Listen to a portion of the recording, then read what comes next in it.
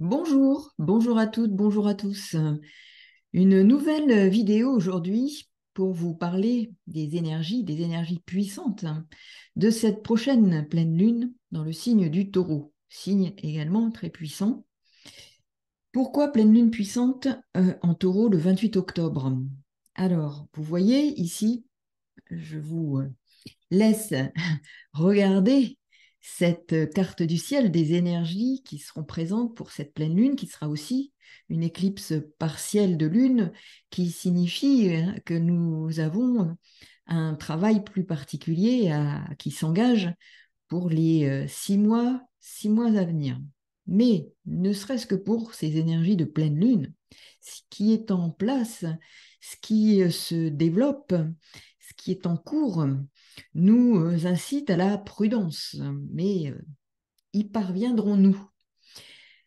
Question sensible pour chacun d'entre nous et puis plus globalement pour notre planète Gaïa. N'oublions pas que le taureau, c'est aussi la planète Terre, la matière, Gaïa. Et nous avons ici des enjeux majeurs sur cet axe Scorpion-Taureau. Alors vous voyez, bien sûr, pleine lune, les deux luminaires s'opposent, comme vous le savez. Donc le Soleil est ici à 5 degrés 09 minutes du Scorpion et la Lune, donc pleine lune en face, lune en Taureau, dans ce signe de terre où on dit que la Lune est en exaltation, donc elle est particulièrement puissante. Et elle se trouve aussi à 5 degrés 09 minutes du signe du Taureau. La planète maîtresse du Taureau, c'est Vénus, qui est en Vierge. Donc, j'y reviendrai parce que ça peut être un élément de modération, de pondération. Et nous avons eu l'entrée en Vierge de la Lune noire qui fait face à Saturne. Saturne en phase rétrograde. Donc ça aussi, ce sont des points que je vais aborder et qui peuvent être aussi à examiner de près et des potentiels leviers, mais bon, très relatifs et puis aussi très avec plein de paradoxes. Donc, vigilance, prudence, comme je le dis fréquemment, et joie. Alors, que peut-on dire de ces énergies de pleine lune en taureau? Pleine lune est une phase de révélation, de mise en lumière, et qui est une phase aussi, je dirais, de fin d'un moment qui s'est engagé avec la nouvelle lune, mais de fin ou de paroxysme pour passer à autre chose. On peut dire que l'on va fermer un dossier, mais en même temps, fermer un dossier sur quoi? Là, les besoins seront des besoins de sécurité, des besoins matériels, des besoins de sécurité à partir d'éléments matériels. Et cet axe parle de gains et de pertes, mais aussi de sécurité et de peurs qui peuvent s'exagérer à partir de perceptions qui sont en lien avec cette planète Vénus qui est opposée à Neptune. Attention aux illusions, attention à l'intoxication psychique et émotionnelle qui peut faire réagir et surréagir avec un Mars conjoint à Mercure en Scorpion. N'oublions pas que Mars en Scorpion est particulièrement puissant. Et Mercure aussi. Et on ne lâche pas le morceau comme ça dans ces deux signes, Scorpion-Taureau, qui sont des signes fixes, qui sont particulièrement entêtés, volontaires, persévérants, combatifs, mais qui ne renoncent pas comme ça. Donc, nous aurons à fort à faire par rapport dans nos vies personnelles, potentiellement, dans la vie plus générale dans laquelle nous vivons au niveau collectif. Donc, les énergies sont puissantes, puissantes. Et attention aux querelles, attention aux tensions potentielles, relationnelles. Soyons vigilants, soyons vigilants. C'est bien l'axe de la sécurité. L'une est ici puissante. Comme je vous le disais, elle est en exaltation. Et elle s'engage sur une conjonction à Jupiter qui va amplifié. C'est une forme de loupe qui est positionnée sur ce que représente la Lune ici en taureau. Et Uranus n'est pas loin, qui vient aussi avec des réactions vives, impulsives, poussées à des réactions et des surréactions en étant en opposition à cette conjonction Mars-Mercure en Scorpion. Donc, besoin de sécurité, le sujet de la sécurité personnelle et plus largement de celle de la population, hein, ou d'un territoire est mis en lumière. Sécurité par rapport à notre espace personnel, un espace territorial, un espace familial, amplification de ce besoin, mais aussi de la réaction défensive agressive en lien avec ce besoin de sécurité ou cette peur de perdre cette sécurité, sécurité matérielle, perdre des biens, défendre sa tranquillité, son espace personnel, ses valeurs, des valeurs fortes qui comptent énormément pour chacun d'entre nous. Et la notion de lien, d'attachement, de ce qui fait attachement pour nous seront des sujets de tension. Ce qui est fondamental pour nous, source de sécurité, ce qui structure notre sécurité, qui forme des valeurs, des assises, ce qui est fondateur, peut être bousculé et par peur nous faire réagir et surréagir, d'être agressif verbalement, attention aux luttes verbales, aux joutes verbales, à l'agressivité potentielle ou une réaction qui peut nous faire sortir de nos retranchements. Soyons vigilants. Alors, bien sûr, hein, je le répète, Vénus est la planète maîtresse du taureau, où se situe la Lune, donc elle peut nous proposer justement d'être prudents, mais comme Neptune est en face, peut aussi nous pousser à des illusions et à être plus sensibles à une forme d'intoxication, hein, par l'image, oui, par tout ce qui est émotionnel, une espèce d'épidémie, hein, dans cet axe du soin qui est la Vierge et le Poisson, hein. Épidémie, intoxication émotionnelle qui nous envahit sans qu'on puisse contenir les émotions qu'elles suscitent et nous font réagir vraiment sur le plan émotionnel davantage, sur le plan épidermique, affectif.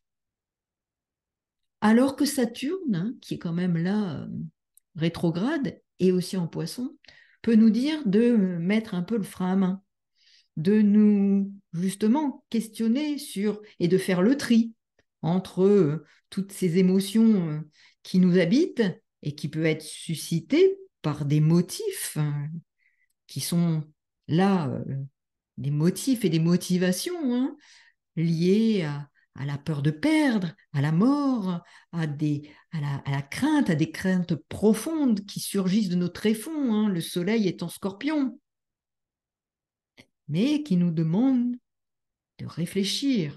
Saturne nous pousse à la réflexion, au tri dans cet axe en plus, je dirais Vierge-Poisson.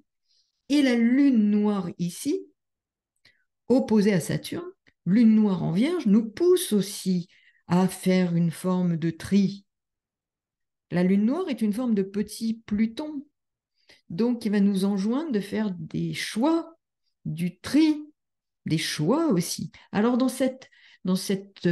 à cette place-là et au trigone du taureau, hein, ça peut être aussi des choix personnels au niveau socio-professionnel, mais des choix globalement dans notre existence, à poursuivre, à engager. Après ce transit en Lion, où se situait aussi Vénus, il se retrouve Vénus et la lune noire en Vierge, va nous pousser de faire des choix, de faire du tri, comme le propose aussi Saturne, et de comprendre que l'émotionnel ne doit pas être le seul levier à nos réactions défensives agressives. Soyons prudents, mais pourrons-nous l'être, car les forces en présence sont très, très puissantes. N'oublions pas que le maître du nœud nord et de Chiron, Mars, va se trouver conjoint à Mercure en Scorpion. La lutte, le combat, la volonté de combattre. Ici, Mars a beaucoup de qualités, mais aussi il est difficile d'arrêter le bras d'un Mars en Scorpion. Donc, prudence.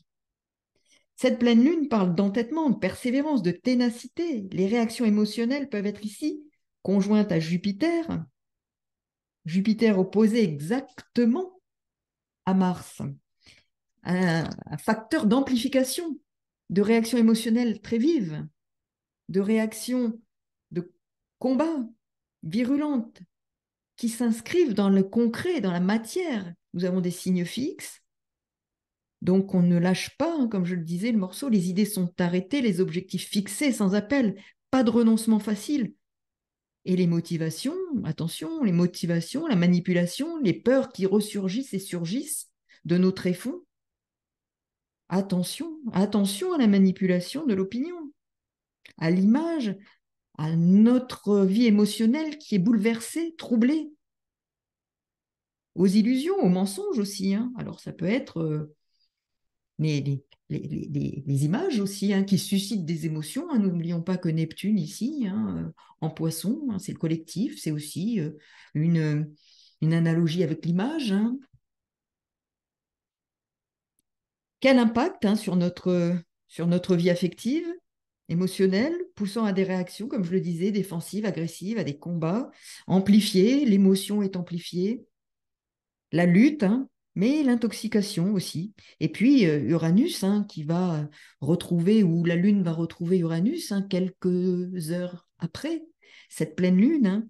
Et oui, nous sommes aussi dans cette notion de fréquence, de basse fréquence potentielle émotionnelle, basse fréquence potentielle émotionnelle, activée par une, une ambiance toxique psychique délétère qui vient impacter notre santé globale, psychique, affective, axe où se trouve Neptune, Vénus, Vénus planète maîtresse du Taureau, où se trouve la Lune, où se trouve Jupiter, Uranus. Alors, activons plutôt un levier de pondération, de réflexion, de modération. Mais il sera difficile, hein, de ne pas être pris dans ces vagues vibratoires de fréquences basses. Donc, soyons prudents. Attention à la toxicité psychique, aux basses fréquences émotionnelles, sans possibilité de distinguer nos propres émotions de celles des autres, hein, risquer d'être enfermé dans une forme de bulle émotionnelle. Neptune opposé à Vénus. Soyons prudents par rapport à cette bulle émotionnelle dans laquelle nous sommes pris, sans possibilité, je le répète, de distinguer nos propres émotions de celles des autres, de celles qui nous sont communiquées par des fréquences via l'image, via le son, à travers des propos qui nous feraient réagir sur réagir, hein, je le répète. N'oublions pas que la planète maîtresse de Mercure, où se trouve Vénus, et la Lune noire, et Mercure, conjoint à Mars. Donc, réactivité sur réactivité dans ce signe d'eau, hein, qui est quand même très puissant, mais où les émotions sont troublées. Les peurs sont là, nous tenaillent. Donc, soyons vigilants à ce que cela peut susciter dans nos vies personnelles, dans nos relations aux autres, dans nos peurs qui viennent nous bousculer dans notre besoin de sécurité, dans nos besoins de, effectivement, en lien avec toutes nos valeurs, ce qui fait valeur fondatrice pour chacun d'entre nous dans nos vies personnelles. Alors oui, le scorpion peut être plus affecté, ou si vous avez des points en scorpion, soyez vigilants. La même chose pour les taureaux, la même chose pour les lions et les verseaux. Ceux qui pourraient être plus favorisés pour cette période seront plutôt les cancers, les poissons, avec quelques modérations, puisque quand même la planète maîtresse du cancer est la Lune, et que la Lune, ben, elle est prise dans le taureau et dans cet axe taureau-scorpion. Donc, c'est que relatif. La Vierge, de la même façon, la planète maîtresse de la Vierge. Alors, on pourrait dire que la Vierge est favorisée, bien sûr, puisqu'elle forme un sextile et un trigone avec à la fois le Soleil et Mercure, Mars, et puis trigone avec la Lune, Jupiter et Uranus. Mais la planète maîtresse de la Vierge, c'est Mars, pris dans le signe du Scorpion. Donc, vous voyez combien tout est relatif. Soyons prudents, pondérés, essayons de prendre un peu de recul par rapport à la vie émotionnelle. Donc, méditation à la clé, méditation, méditation, recul, marche. Prenons de la distance afin de ne pas être happé et absorbé par cette bulle émotionnelle qui nous ferait réagir ou être pris hein, dans des réactions d'autres personnes qui pourraient nous envelopper dans leur mouvement réactionnel agressif. Donc, si vous sentez que ça bouge autour de vous, si vous avez des scorpions, des taureaux, prenez un peu de distance, surtout pour cette pleine lune, un jour avant, un jour après. Soyons prudents parce qu'effectivement, ça peut bousculer. Tension, bousculement. Soyons prudents. Voilà, je vous souhaite une bonne pleine lune. Soyez vigilants et puis laissons passer et laissez passer ce mouvement-là, afin de vous en sortir le mieux possible. À très bientôt. Au revoir.